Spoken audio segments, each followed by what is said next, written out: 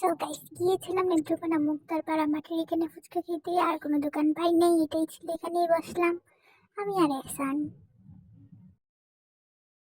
তারপর কিছুক্ষণ পর দিয়ে গেল ফুচকা। বললাম খা, খেয়ে বল কেমন হয়েছে, রিভিউ দে।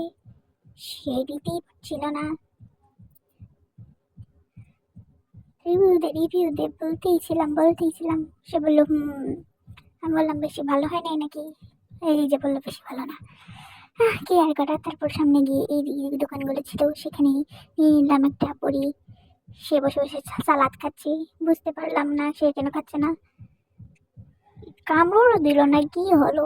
ও, গরম বেশি। ঠিক আছে ঠিক আছে, আস্তে আস্তে খা। সে সালাদ খাচ্ছে, পুরিটা খাচ্ছেই না। আহারে বেচারা খেতেই পারছে না, মনে হয় বেশি গরম, তাই দিলাম ভেঙে। এখন খা, ভিতরে দেখুন ফিলিংস কি আছে।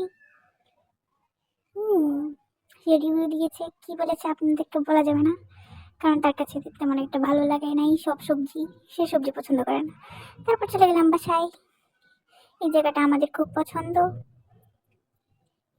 কি সুন্দর জায়গা। আহা, আহা, এই এই ছেলেটা যে দৌড়ে দৌড়ে আসছিল, ওকে আমরা ভেবেছিলাম মোবাইলটা নিয়ে যাবে চোর।